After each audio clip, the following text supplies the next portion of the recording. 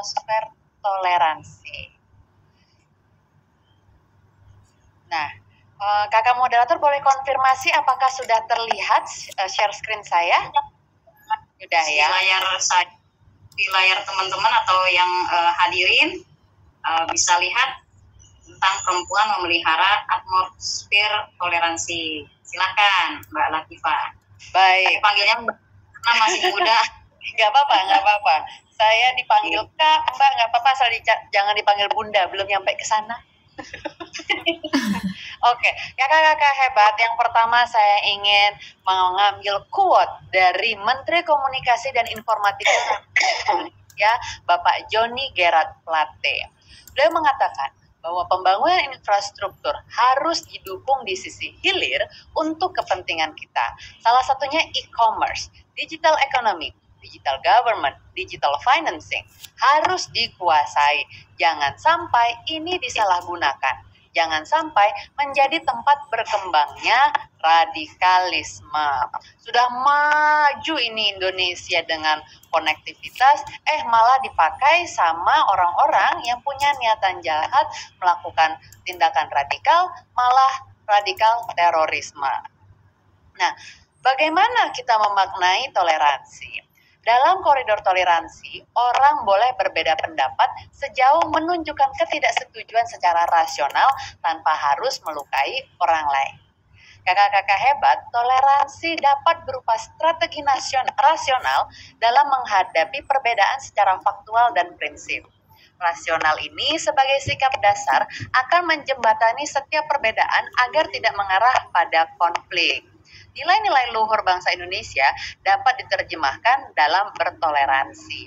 Jadi kakak-kakak hebat, kalau kita ini berpikir bagaimana sih caranya itu supaya kita tidak terjerumus menjadi orang yang radikal.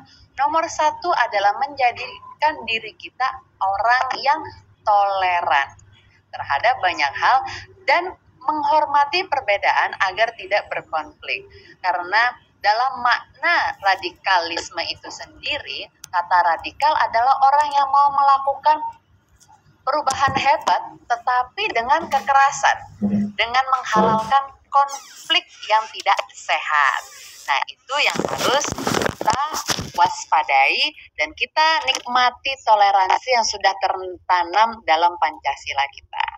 Nah, Bung Karno, presiden pertama kita dalam naskah persiapan Undang-Undang Dasar 1945 menyebutkan Pancasila sebagai fondamen, filsafat, pikiran yang sedalam-dalamnya, jiwa, hasrat yang sedalam-dalamnya untuk di atasnya didirikan Gedung Indonesia Merdeka yang kekal dan abadi. Jadi, Pancasila menjadi dasar dan tujuan dari toleransi kebangsaan. Toleransi kebangsaan dimulai dari pengalaman rakyat Indonesia jauh sebelum kemerdekaan. Jadi kita merdeka kakak-kakak tahun 1945. Rasa toleransi yang dimiliki oleh leluhur kita sudah ada bahkan sebelum kemerdekaan. Leluhur kakak-kakak hebat yang hadir pada siang ini itu sudah memiliki rasa toleransi yang sebenarnya melalui DNA kita itu terus diwariskan. Jadi harus diingat bahwa Pancasila itu adalah fundamen, adalah dasar sedalam-dalamnya diri kita, jati diri kita, warga negara Indonesia. Kakak-kakak hebat, saya doakan akan meniru langkah Bapak Ulin Nuha sampai ke Mesir atau sampai ke luar negeri lainnya, dan nanti kalau ditanya sama orang, Pancasila itu ada di mana sih? Kakak bisa menjawab, ada di dalam-dalamnya jiwa hasrat kami orang Indonesia, kakak sebagai orang Indonesia. Nah, toleransi yang berketuhanan dan yang berkebudayaan. Saya akan masuk membahas beberapa macam toleransi. Nah, Pancasila mempertemukan pelbagai agama di Nusantara ini dalam satu tekad bersama untuk memperjuangkan kebinekaan bangsa dalam moralitas ketuhanan. Toleransi ketuhanan menunjukkan sikap saling menghormati yang dilakukan berhadapan dengan kenyataan perbedaan agama di Indonesia. Prinsip diferensiasi tentu harus kita ketahui. Agama-agama dapat menyumbangkan suara-suara profetik terhadap berbagai ketimpangan di masyarakat. Dengan nilai welas asih yang dimiliki masing-masing, keberagaman agama dapat memperteguh solidaritas bangsa. Kakak-kakak hebat, di sini kita melihat dan saya menaruh kata ulas asih. Ulas asih adalah cenderung dekat dengan nilai atau karakter perempuan. Perempuan cenderung menjadi pionir-pionir penjaga kebudayaan di Indonesia. Nah, kakak-kakak hebat di sini perlu tahu bahwa kita sebagai perempuan cenderung punya kekuatan toleran yang lebih tinggi daripada laki-laki. Nah, itu terbukti dalam banyak case ya. Nah, disinilah saya ingin mengingatkan bahwa kakak-kakak hebat di sini yang perempuan sudah punya modal dalam dirinya sebagai perempuan untuk menganut prinsip diferensiasi yang baik agar tidak terjadi ketimpangan di masyarakat atas perbedaan berketuhanan di tanah air kita. Nah, selanjutnya ada toleransi kemanusiaan. Ini adalah ekspresi keimanan plus harkat martabat, menebarkan keyakinan dan penghargaan terhadap kesetaraan harkat dan martabat manusia. Kakak-kakak hebat, boleh banget kita menjadi orang luar biasa di negara ini. Yang paling di atasnya yang paling-paling. Tetapi harus tetap ingat bahwa setiap manusia punya harkat dan martabatnya masing-masing. Nah, kita sebagai perempuan bisa dengan welas asih dan kasih sayang menebarkan keyakinan tersebut dan saling menghargai. Walaupun iya nih kita perempuan juga punya modal bacot. Kakak-kakak di sini, kalau perempuan mama-mama itu kalau sedang ngomong gosip A sampai Z, saya tahu betul tajam setajam silet atau pisau yang baru diasah, gitu kan? Nah, kekuatan ini juga lah yang sebenarnya bisa kita sebagai perempuan manfaatkan untuk menyetarakan harkat dan martabat manusia apabila terjadi bullying atau perundungan di sekitar kita. Nah, selanjutnya adalah soal toleransi kebinekaan.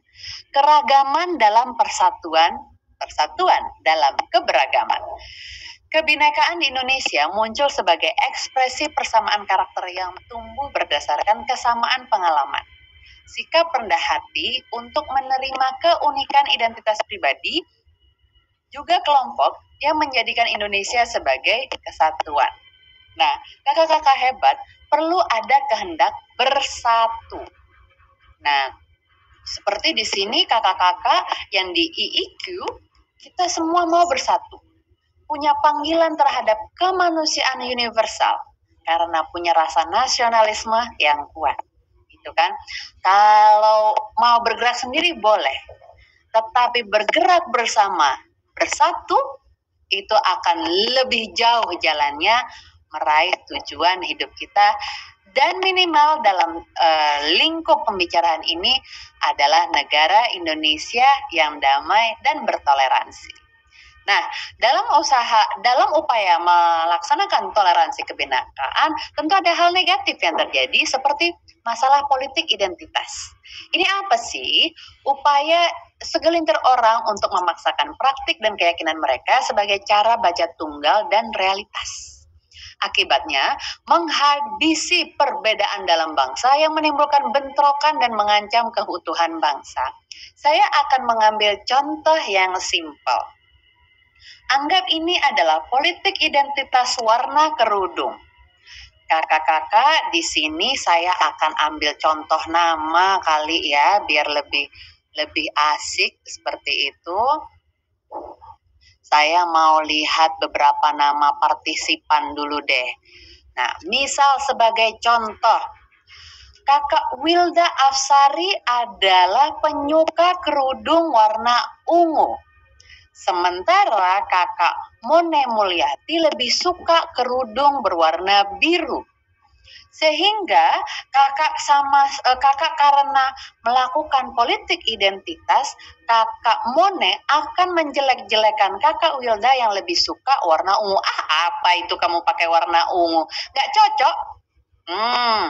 Dan kakak Wilda karena tidak terima, kamu apalagi jelek kelihatan pakai warna biru. Dan kakak-kakak lainnya mulai masuk kepada grup kakak Mone ataupun grup kakak Wilda dan menjadi saling benci karena identitas masing-masingnya tadi suka pakai kerudung biru atau pakai warna ungu.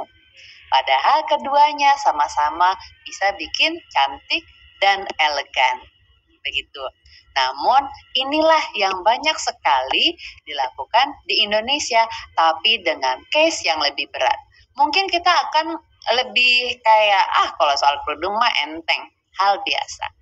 Namun ketika itu sudah soal identitas agama, identitas keberpihakan, kecenderungannya orang lebih cepat emosi daripada urusan kerudung saja. Nah, itu tadi untuk contoh-contohnya. Nah, selanjutnya adalah ngomongin toleransi demokratis. Demokrasi sebagai prosedur untuk menjembatani segala perbedaan. Kakak-kakak hebat, sikap menghormati latar belakang individu kelompok, perbedaan pandangan, dan kebijakan yang diambil berdasarkan daulat rakyat dalam permusyawaratan. Sikap menghormati dalam demokrasi bukan berarti mendiamkan praktek ataupun pandangan yang bertentangan dengan Pancasila. Ini harus kita garis bawahi. Kadang-kadang saya ada seorang senior yang berbicara dengan saya begini, kalau kamu toleransi is okay, tapi kamu jangan toleran dengan orang intoleran, karena itu kamu hanya menjadi bagian dari orang yang membantu radikalisme terorisme terjadi di negara ini. Dan ketika kita berusaha toleran terhadap orang yang intoleran, yang menggunakan bendera demokrasi dengan upaya membawa nilai-nilai yang bertentangan dengan Pancasila, itu pun menjadi sebuah tindakan yang tidak benar. Kita tidak boleh mentoleransi orang-orang yang di dalam negara ini berusaha menanamkan nilai-nilai yang bertentangan dengan Pancasila. Nah, seperti itu. Nah, berikutnya adalah toleransi keadilan sosial, keberpihakan pada keadilan. Kewajiban menghormati kekayaan sumber daya untuk tujuan bersama. Negara dapat menciptakan situasi yang memungkinkan setiap orang memiliki kesempatan yang adil untuk berkembang. Saya membayangkan seluruh kakak-kakak yang hadir di sini akan menjadi orang yang sukses. Ada 150 lebih. Di masa depan, kakak-kakak akan memiliki masa kejayaan, masa keemasan, menjadi orang yang punya kesempatan luas untuk melakukan hal yang positif, memberikan impact luar biasa untuk lingkungannya, karena negara memungkinkan agar setiap rakyatnya punya kesempatan yang adil untuk berkembang. Nah, lalu bagaimana sih penerapannya dalam kemajuan digitalisasi? Nah, kakak-kakak hebat pasti pernah banget ngelihat di medsos itu, baik di Facebook atau Instagram, orang rajin banget ngebully atau nulis ujaran kebencian. Nah, contohnya saya sertakan di sini. Seperti di sini ada Rio District nulis, ayolah kalian bilang semoga Indonesia bantu Turki. Apalah yang bisa diharapkan dari Indonesia ini? Punya teknologi enggak? Presiden macam itu pula. Ayolah paling dia bilang bukan urusan saya. Bravo Indonesia, negara mayoritas muslim kok bisa diatur oleh duit sama kafir. Ada lagi contoh. Cina lagi. Sekarang ini rezim aneh yang buat rusuh orang kafir, yang dibenci orang Arab sama ulama. Ada apa dengan Indonesia punya pemimpin pelongak-pelongok? Berikutnya ada lagi, Indonesia surganya penjahat Cina dan lahan paling empuk untuk dijajah komunis. Emang enak baca yang begini? Enggak kan? Nah, janganlah berpartisipasi dalam ujaran kebencian, walaupun mudah untuk dilakukan. Menembak dengan peluru bisa hasilnya antara dua. orangnya luka atau mati. Dua-duanya menghasilkan luka yang bisa disembuhkan di fisik atau mati selesai. Tetapi melukai perasaan orang, tidak ada batasan waktu kapan itu bisa sembuh. Dan siapa yang bertanggung jawab? Yang nulis ternyata pakai nama palsu, akun palsu. Oh, tambah parah lagi. Orang stres, bahkan ada malah yang bunuh diri karena ujaran kebencian yang tidak terkontrol. Saya yakin kakak-kakak hebat di sini, para perempuan tahu bagaimana cara mengendalikan jempolnya untuk memberikan ujaran yang indah-indah saja. Nah, lalu yang kedua, report akun yang bermasalah. Contoh ini dapat dilakukan untuk mempersempit ruang gerak orang-orang yang membangun narasi intoleransi dan radikalisme. Ini saya mengambil contoh dari report account yang ada di Facebook ya. Kakak bisa melaporkan profil tersebut setelah memilih masalahnya. Jadi apakah ini akun palsu atau posting sesuatu yang tidak pantas? Gitu kan. Misalnya dia mengajak membeli senjata untuk membunuh seseorang karena masalah perbedaan agama. Kakak bisa melaporkannya. Jangan diam saja. Karena saya kasih tahu, dari pengalaman saya di Kominfo dan melihat data-data yang masuk, saya bisa bilang kalau mereka yang intoleran dan mereka yang radikal, mereka tidak diam saja melihat orang yang membela NKRI secara luas. Mereka tidak diam saja melawan orang yang anti radikal. Gitu. Mereka bisa bolak-balik tuh report account orang-orang yang mau ngebelain negara. Kalau mereka begitu, kenapa kakak tidak ikut bersama melakukan hal sesimpel mereport akun mereka yang bermasalah? Nah, lalu posting konten berisikan nilai perdamaian. Kakak-kakak ini kan suka main medsos. Cobalah 2 minggu sekali. Gak usah banyak-banyak. Saya juga gak minta setiap minggu, gak minta setiap hari. 2 minggu sekali saja. Posting tentang toleransi, hidup guyup, dan perdamaian. Sebuah langkah aktif yang real. Ini saya ambilkan contoh dari Twitter. Kayak saya tulis, lagi emosi, coba ingat soal toleransi. Nah, ini saya bikin video di TikTok, saya play ya.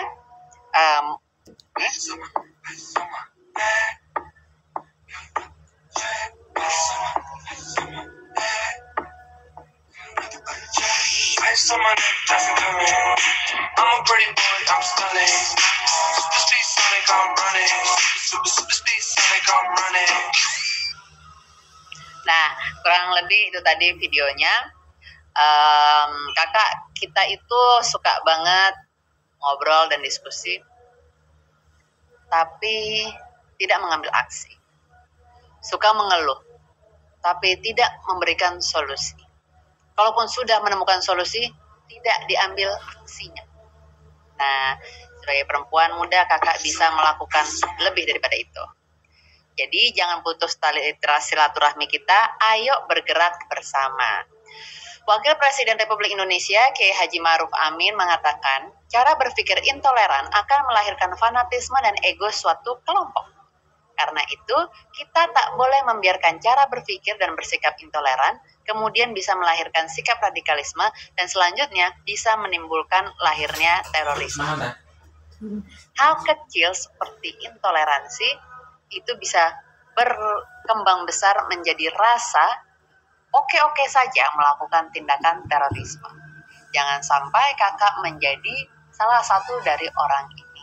Saya yakin yang hadir di sini, generasi muda Indonesia, para perempuan, tahu betul modal dalam dirinya yang bisa melawan intoleransi.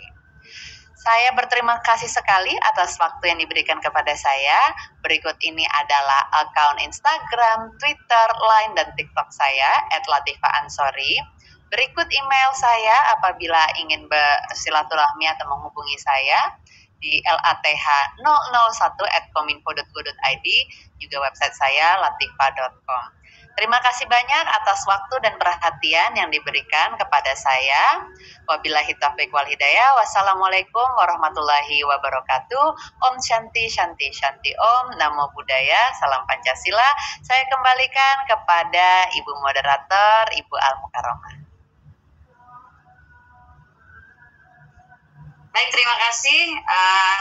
Luar biasa ya, Mbak Latifah menyampaikan dengan begitu semangat ya, dengan untuk penanaman toleransi dalam dunia digital bagi kita semua, kakak-kakak hebat dan juga para penyambung lisan nantinya ya pada anak-anak kita ya, dan juga karena kan perempuan itu kan apa namanya ya, terlihat saja lemah, tapi kalau kita baca kisah-kisah perempuan hebat ya yang ada di sekeliling kita, itu bikin kita merinding betapa perempuan itu sebenarnya punya kekuatan gitu ya, seperti itu.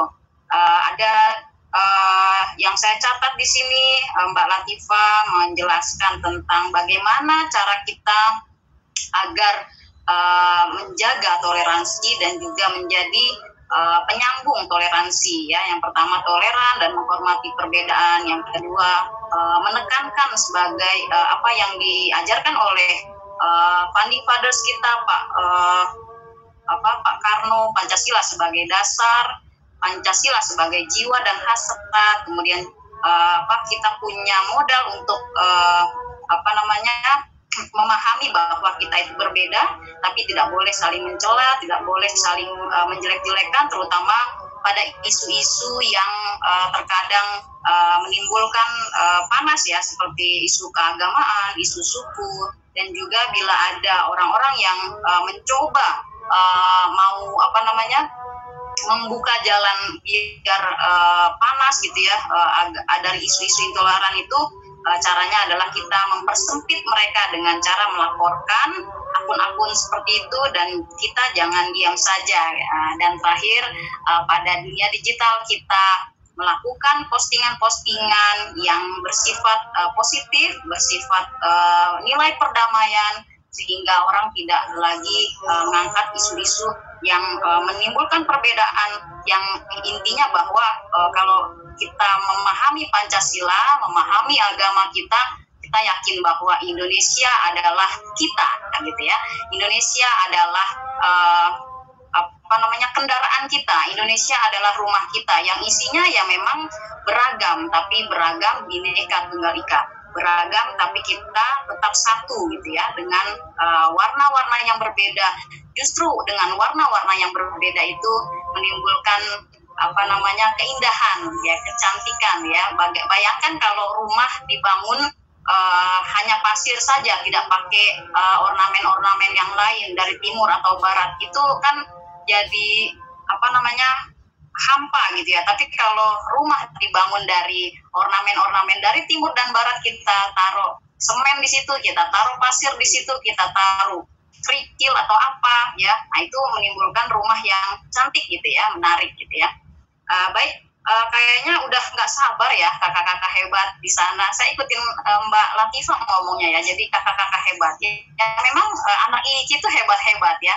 Kemarin mereka bisa menjuarai apapun yang mungkin keberkahan dari menghafal Al-Quran ya. Baik, lanjut.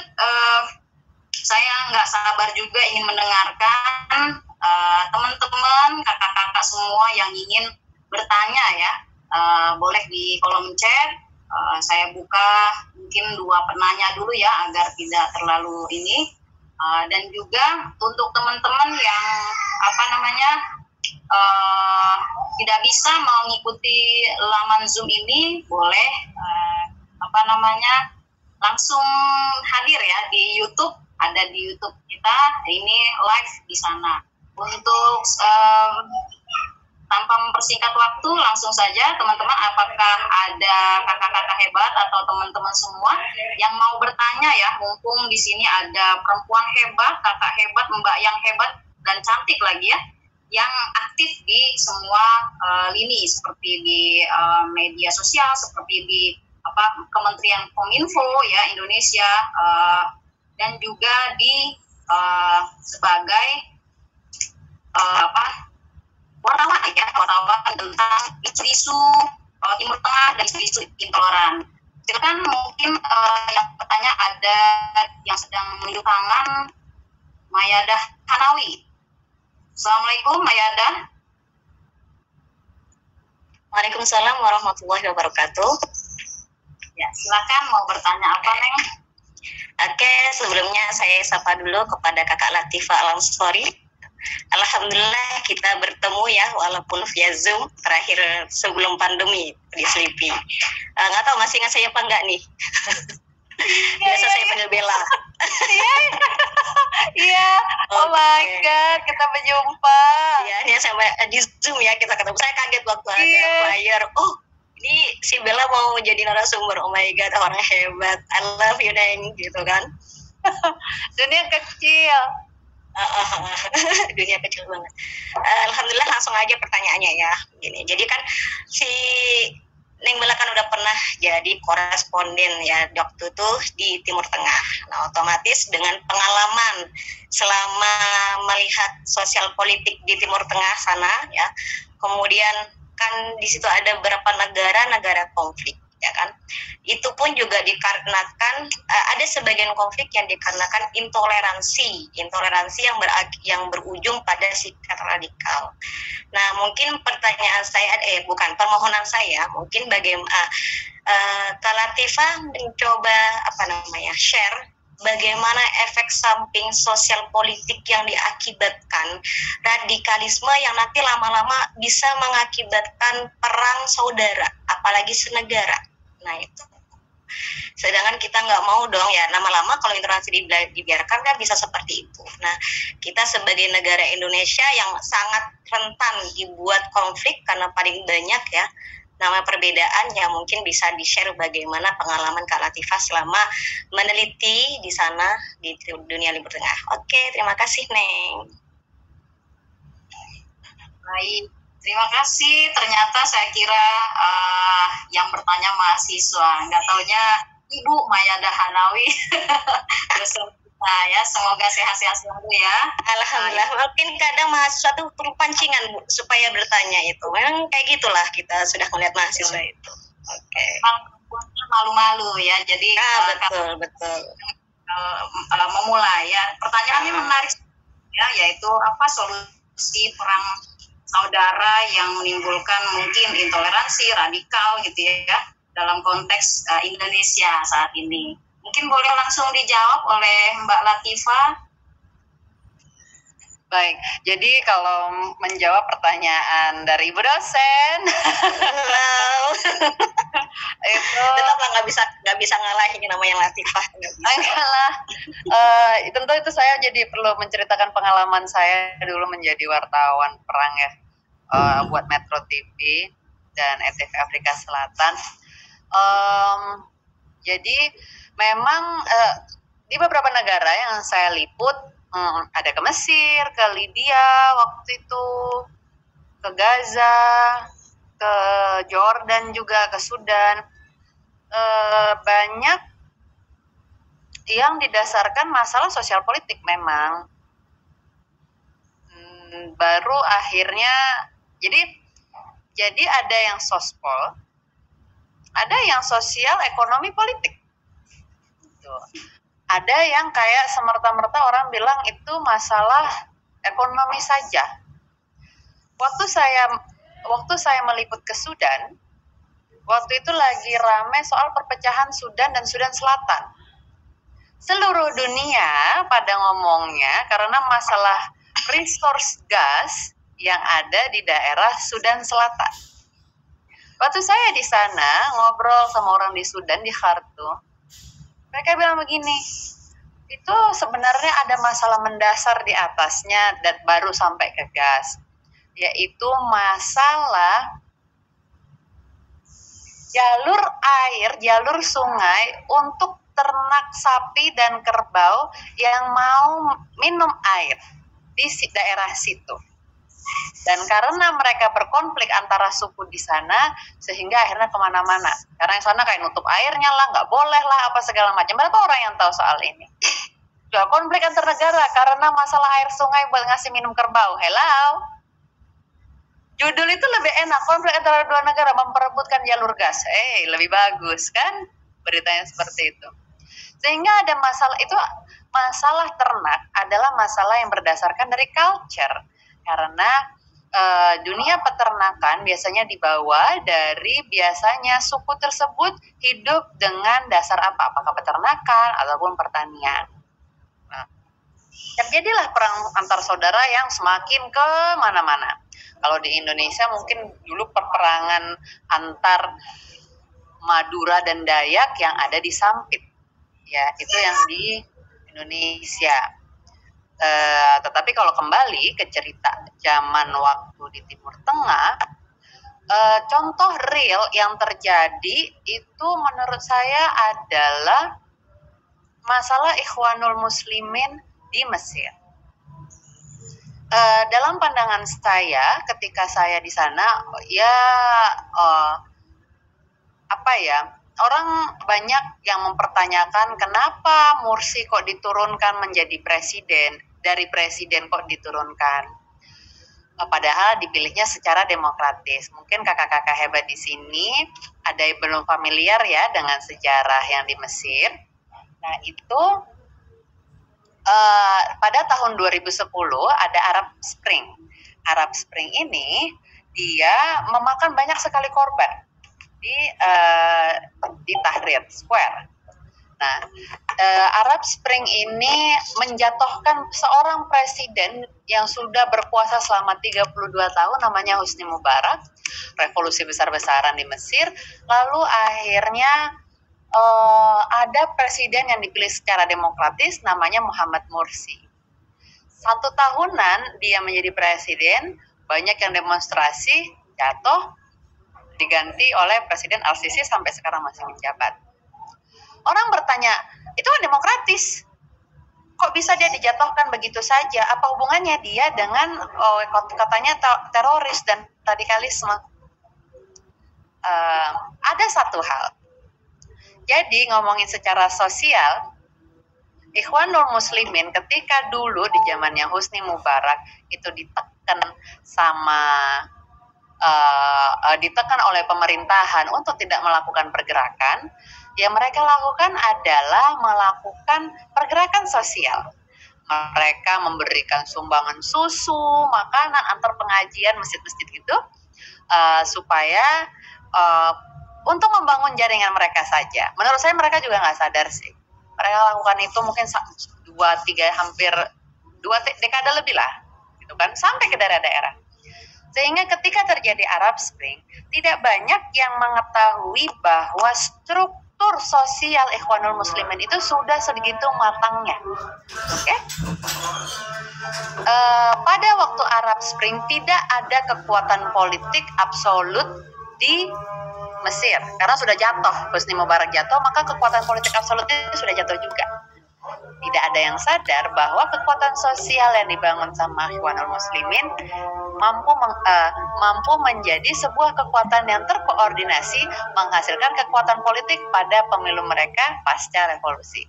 Sehingga tokoh Ikhwanul Muslimin Muhammad Mursi menjadi presiden waktu itu. Nah, masalah ini pada akhirnya menimbulkan konflik karena di Ikhwan sendiri sudah dilakukan banyak deal dengan Jemaah Islamiyah, lalu dengan organisasi-organisasi teroris lokal yang baik yang di Mesir ataupun negara-negara sekitarnya, yang akhirnya membawa bukti-bukti yang tidak bisa ditolak oleh presiden saat itu dan menjatuhkan dia. Nah, ini tadi adalah efek samping ya sosial politik ke dalam perang dalam sebuah negara. Karena akhirnya orang yang moderat, mereka tidak suka dengan jaringan yang tidak mereka sadari terbangun.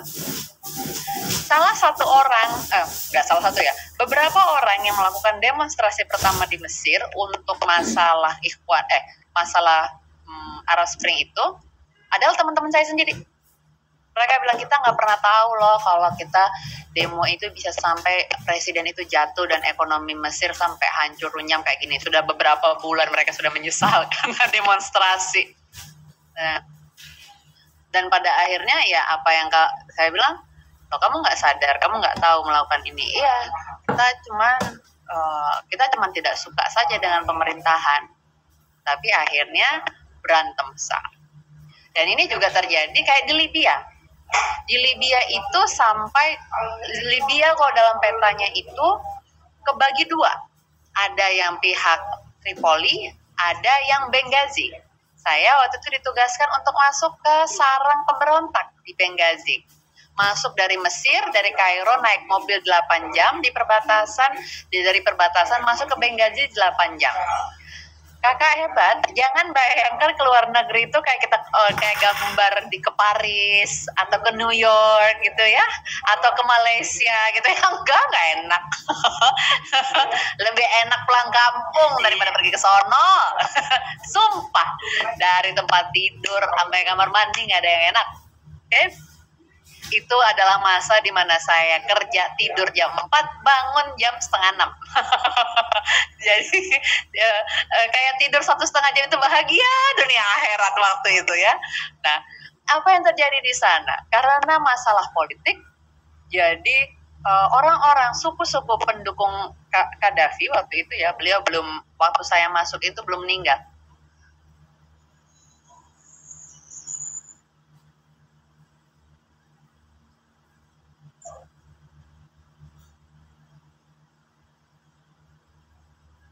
Antar saudara sendiri itu berantem.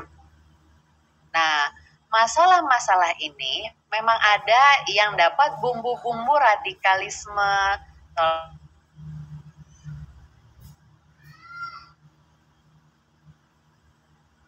Nah, disitulah yang berkembang seperti ISIS sekarang ataupun Al-Qaeda semacam ini.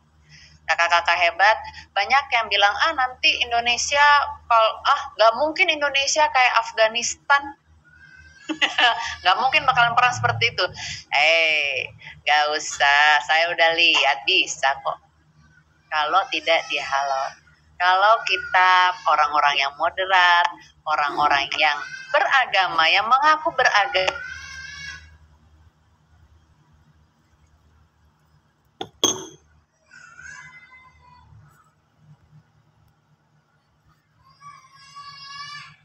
lama guys, cepat sekali bisa seperti itu. Boro-boro pulang ke kampung enak, udah nggak enak sama sekali. Peperangan itu terjadi. Jadi apa sih? Jadi masalah intoleransi ini menjadi perhatian Presiden juga di periode ini, sehingga di Kominfo juga ada program-program yang dilakukan untuk menangkal radikalisme. Nah, ada yang pertama yang paling simpel, kita melakukan program literasi digital yang tentang digital etik. Digital etik ini adalah bagaimana kita bisa beretika di dunia digital agar kakak-kakak hebat itu tidak menyakiti orang lain dan membuat orang lain pun mau intoleran sama kakak. Nah, di sini juga kita mengajarkan bagaimana sebagai seorang warga negara Indonesia kita berperilaku anti radikalisme, terorisme, seperti itu. Nah, program ini berjalan setiap tahunnya. Kalau tahun ini Pak Menteri menargetkan bisa tersosialisasi hingga 12,5 juta orang seluruh Indonesia. Tahun depan akan ditingkatkan lagi sampai 15 juta orang. Nah, yang selanjutnya apa yang dilakukan Kominfo? Kominfo membuat sistem tes agar bisa memetakan, kita lebih tepatnya sih Kominfo membantu membuat sistem untuk BPIP dan Kemdagri untuk mengetahui orang itu intoleran, derajat nasionalisme dalam ukuran intoleransi dan radikalismenya itu sudah sampai mana. Karena kita tentu tidak bisa menilai orang itu intoleran hanya dari penampilan. Memang kenapa kalau jenggotannya besar? Kalau ternyata itu bikin dia jadi ganteng, contoh. Memang kenapa kalau misalnya pakai celananya cingkrang?